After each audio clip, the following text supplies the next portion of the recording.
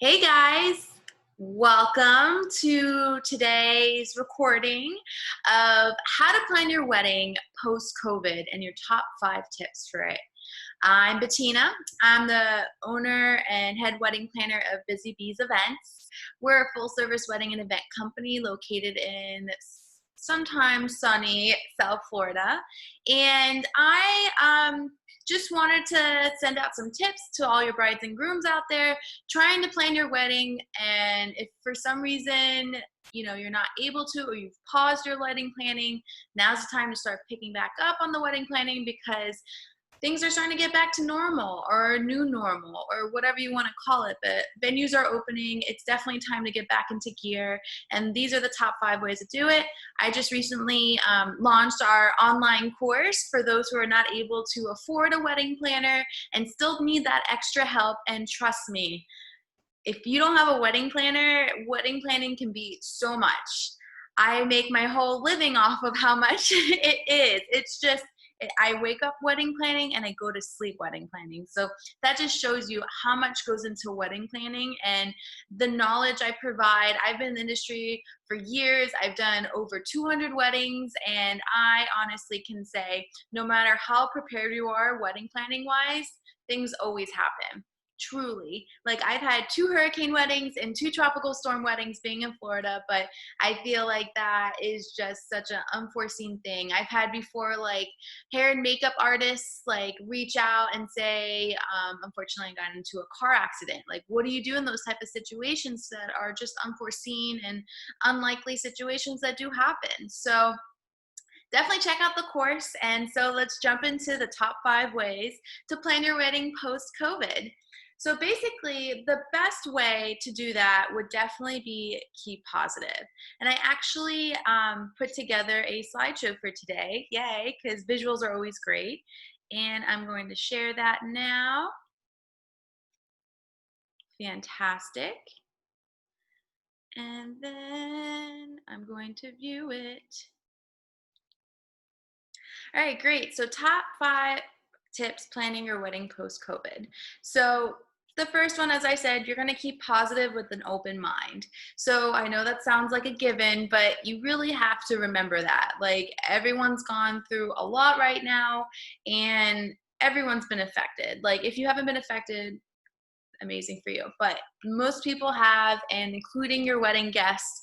So just try to stay as positive as you can. If you pause your wedding planning, if you've continued, if you've never stopped, if your wedding was postponed, just stay positive. Like, just remember your health, your fiance's health, your family's health. That's what's most important. And your wedding date, you'll make that special no matter what day you choose. So always keep an open mind about the wedding date too, if your wedding was postponed. So that's where we're gonna go into our next slide. So if you postponed your wedding because of COVID, you probably either stopped the wedding planning or you kind of were looking at new dates. The best way of going about postponing a wedding is first finding out from the venue best dates either this year or next year. Honestly, typically people plan their wedding a year or 2 years in advance. So by postponing your wedding these past 2 to 3 months, you might have very limited options for the rest of 2020. So what do? Well, either you can have a 2021 wedding if you really want a Saturday wedding or even a Friday wedding. But honestly, like I said before, you make the wedding date. Like, any wedding date's going to be special because that's the day you're going to get married. So you can pick a wedding date during the week, and that's okay. And I can guarantee vendors will take a weekday weekday wedding. And not only that, you can get discounts. I mean, I'm sure you've already discussed pricing with vendors, but if you haven't had a chance to book some vendors, weekday weddings are where it's at for discounts.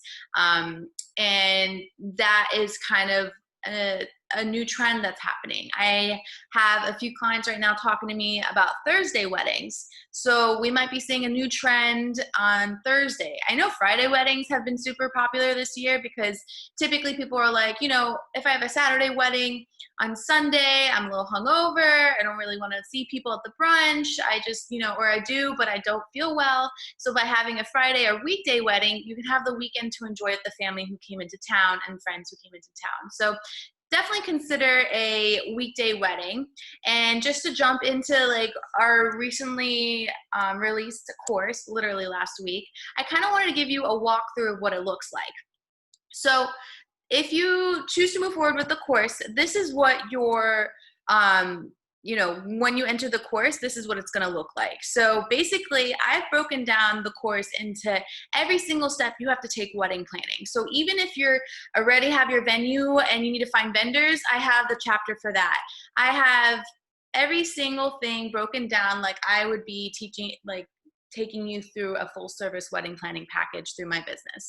So you know, we go from finding out your numbers, which we'll discuss later, budget creation, venue selection, how to build your wedding team. And this actually is so long that it had to be a part 2.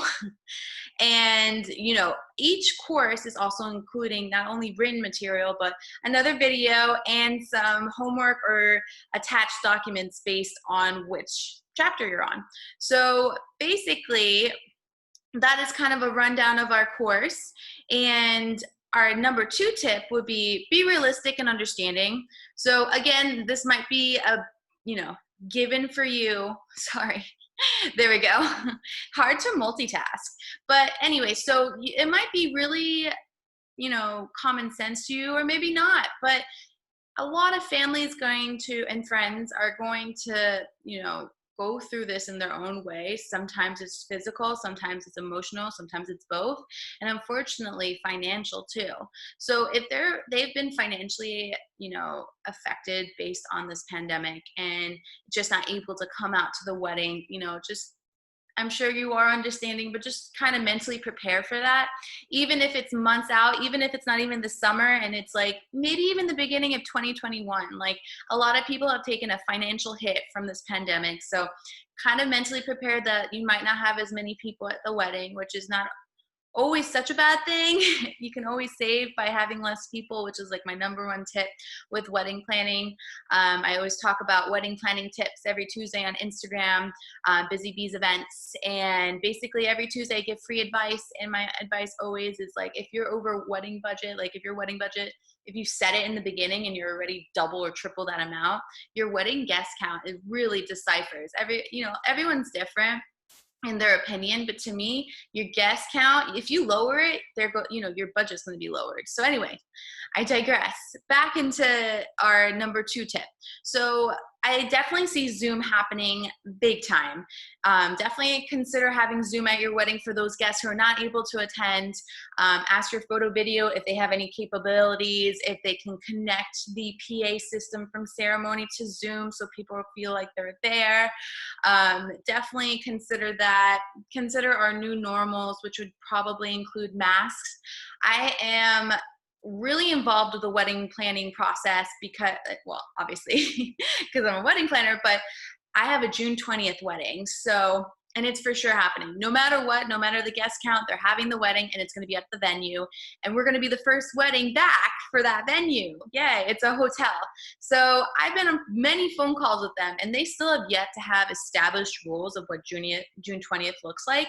Even they can't even guarantee a certain guest count. So it's definitely going to be interesting. Definitely come back to the website or Instagram or Facebook and I give updates as to how that's going and how hotels are giving protocols. But they're saying, I'm hearing back and forth about the masks. I hear that some venues are going to require masks, but I see at restaurants, people aren't necessarily required to wear a mask, obviously because they're eating. So maybe during your reception, you don't have to have a mask, but things to think about.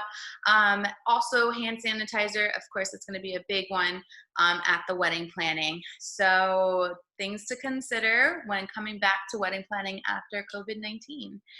So our number 3 tip is discuss your numbers, which is part of the beginning of every single wedding planning process. Like no matter what, if you haven't gone through knowing your numbers before you started your wedding planning process, I am pretty much sure you're having a really hard time.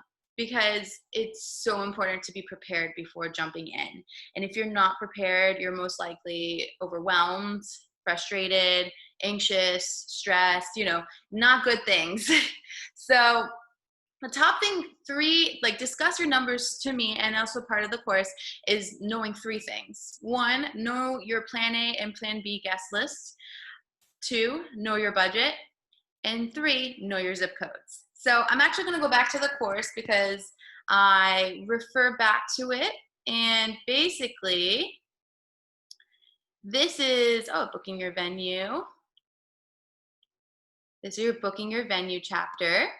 But we're talking today about know your numbers. So this is the chapter about knowing your numbers. Again, I have a video describing the chapter, explaining, how to learn your numbers. I talk about step 1, know your guest count with a plan A versus plan B guest list.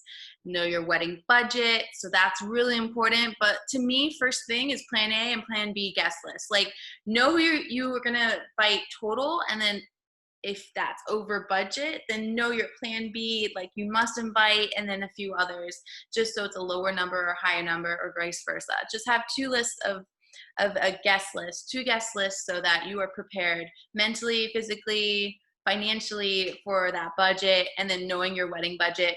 Knowing your wedding budget can get complicated sometimes because sometimes family is involved. I actually have a whole course discussing how to talk to family. If they're requiring you to have numbers beforehand, I explain the strategy of how to do that.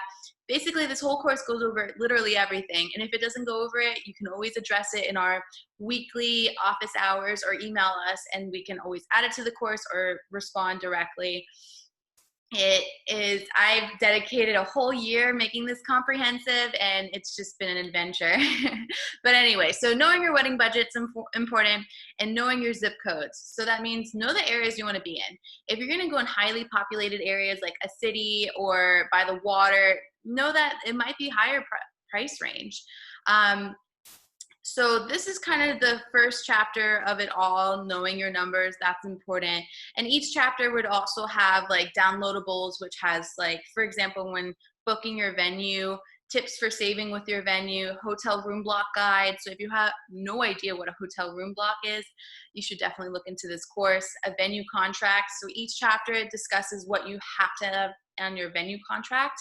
And we even have a whole chapter discussing what to do with this whole COVID-19 situation and how that's impacted the wedding industry. Of course, we're still early on in it, but I update it as I go. Like this isn't just a set course. Like I'm keep adding, like COVID-19 still happening. We're still going through it. We're still figuring out what's going on with hotels, how to go back to wedding planning. So it's still a process, and we're all in this together. So I'm here to be your wedding planner whisperer. And this is actually our next tip for number 4. So let's talk about, be sure to book your venue first. So this is so important. So if you pause your wedding planning, if you were given a full refund for your venue because of postponement, if you're in a situation where you just need a new venue, book your venue right away. And if you're very beginning of your wedding planning process, book your venue first.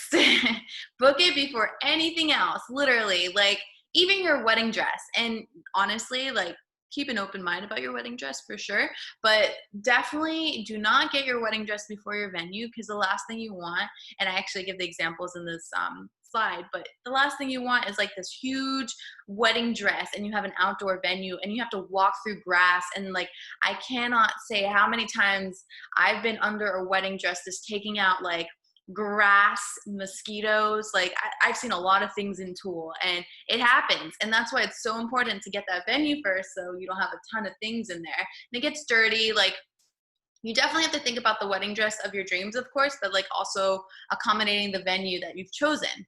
And same thing with your veil. So like it'd be terrible if you had a cathedral veil on a rooftop. Why? Well, a cathedral veil, first of all, is like a very long veil, inches wise, not quite sure, but it's a cathedral veil is a very long veil, and they basically are attached to your head with a headpiece, like, and then you have bobby pins into your hair. And if you're on a rooftop with your ceremony, and if it's a windy day, that is going to rip your hair out. I have seen it. I've warned clients in before, right before they walk down the ceremony, I was like, it is so windy outside. I don't think you should wear this long veil. And, she still did, and that's totally fine. Like, I'm here to help. And it was a painful experience. I felt for her. So things like that, we addressed it in the course. And we even have a whole section discussing a wedding dress, picking out the wedding dress. And basically, we go over, so I am more prone to the wedding planning process versus like picking out wedding dresses and things like that, but I still gave some insight of what I've learned in the past. I've also like given you tips. I've explained like what to do when considering a veil, which I just discussed. Do the sit test, meaning like sit down in the dress and make sure you're comfortable in it when you try it on.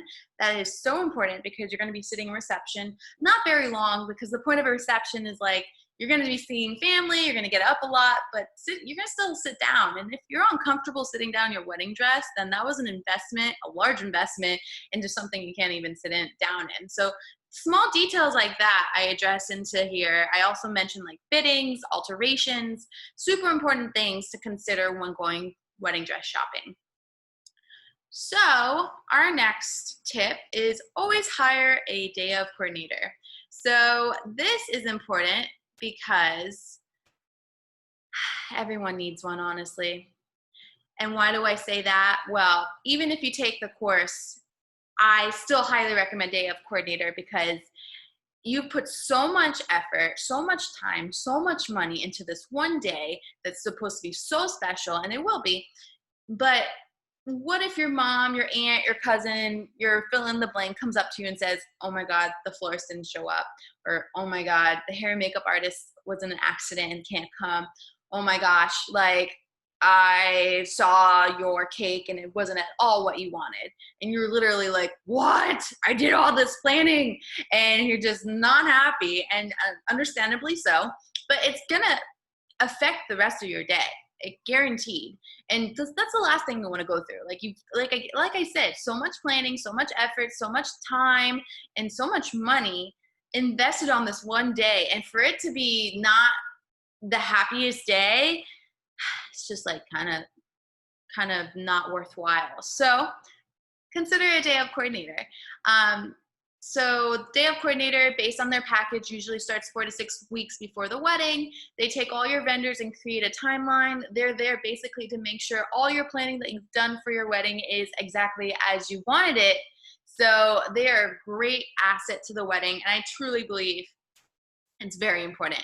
And even if you have other vendors saying, like a photographer saying, it's okay, I'll lead it, it's so different. Like there are just so many things in a day that happen or oversee. Like even if the photographer takes that role, which I know a lot of them do not like to take that role because they like to focus on the photography, but like I'm just saying hypothetical.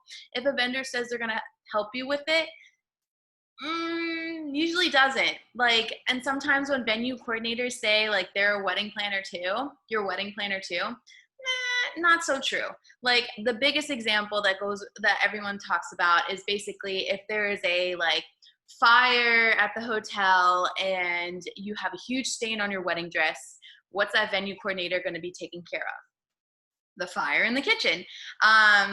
So, and your big wedding dress stain is going to be like the least of her worries.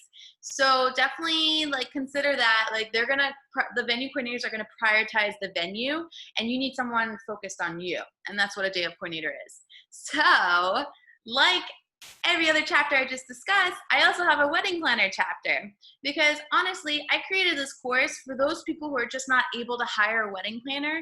And as you're taking the course, if you still feel that you maybe should take a wedding planner, then that's awesome. You're going to be extra prepared. This is an educational tool I noticed no one has, and I made it so that I can help more people because like that's what wedding planners do. We help people. We're last minute thinkers. We are, coaches on a team. And yeah, so this is our wedding planner chapter. Questions for wedding planner. Each chapter includes like questions to ask the venue, what should be included in the contract, the process of hiring, what exactly goes into it, pros and cons of a wedding planner, which I put for every vendor. What is their typical price? Pricing is hard to address because it really depends the state. It depends on a lot of things. So definitely, check out the course. I really think you're going to enjoy it. We are part of the Busy Bee Society, and that is your top 5 tips. So now that we went over everything, if you still feel like you are having difficulty planning, if this still didn't give you like some form of reassurance, like it's okay to continue wedding planning or start again or just start in general, then I definitely think you should check out the course. And if you have any questions, please don't hesitate to email us either. So you're probably wondering, if you're still on, what does the course include? Well, it's the full service wedding planning course with 40 chapters of insider tips and tricks. Yep, 40 chapters, like deep. Every one of them have a video. Every one of them have like downloadable tools. Every one of them has like probably a joke.